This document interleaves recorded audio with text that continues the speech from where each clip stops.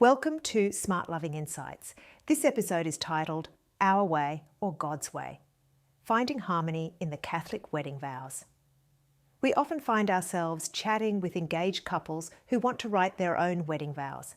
They tell us the traditional language feels stiff or too generic, and we get it. Their love is unique and they want their words to reflect that. It's entirely understandable, and it reminds us of what we were thinking when we were preparing for our marriage. However, this well-meaning desire often runs head-on into an important reality, that for a marriage to be valid in the Catholic Church, we must use an approved version of the vows, what is called the correct form. Stray too far from these, and our marriage might not be considered valid in the Church's eyes. This might seem unreasonable, but upon reflection there is both depth and beauty in the vows of the Church. When we speak these time-honoured words, we join countless couples across history, linking our simple promises to God's eternal covenant. The ceremony unpacked. In essence, there are 3 sections to the celebration of matrimony in the Catholic tradition. Following an introductory prayer, 3 questions before consent are directed to the bride and groom by the celebrant. These questions establish that they are freely presenting for marriage. They intend to live as husband and wife for the duration of their life, and they are open to gift of children who they will raise as Christians. The second part is the consent. There are 2 versions approved in English, traditional or contemporary wording. Both versions express the couple's decision to enter marriage, to endure in diverse circumstances for as long as they both live. It can be read, memorized, or affirmed with "I do" when phrased as a question by the celebrant. We encourage couples to memorize these words, as there's something powerful in knowing them by heart. But we're practical too. Keep a copy handy, just in case nervousness interferes with your recall on the day. After a short prayer by the celebrant, also known as reception of consent, the rings and blessed and given. The celebration of matrimony concludes with the nuptial blessing and the signing of the register. Going deeper into the vows. At first glance, the words of consent might feel generic or outdated, but we encourage couples to take a second look and dig deeper. Take a line like, "in good times and in bad." It's easy to picture the good times, but what happens when one of us is soaring and the other struggling?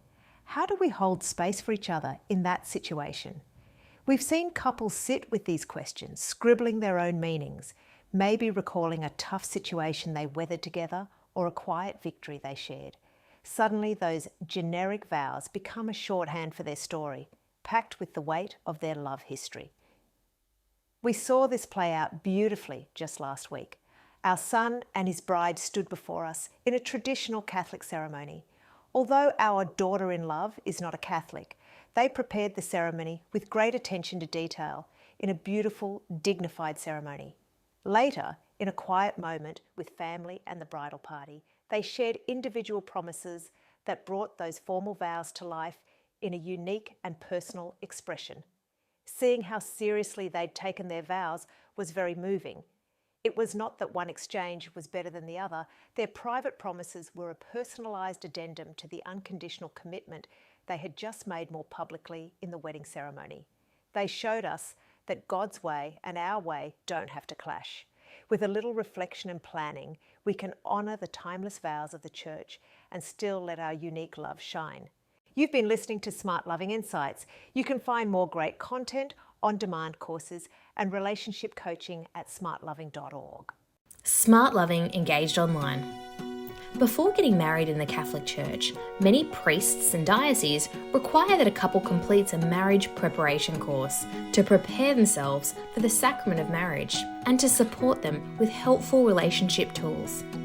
SmartLoving Engaged Online is a course which will give you the tools to make your marriage the best it can be. The course is comprised of 9 lessons. When the course is complete, you will be emailed a certificate and a course report to give to your celebrant. Work at your own pace when it suits you. The SmartLoving Engaged curriculum has ecclesiastical approval and is approved for use in numerous dioceses throughout the world, including Australia, New Zealand, the UK, USA, and Asia. Visit smartloving.org/engaged. Gift certificates are also available if you would like to purchase the Engage course for a friend or family member.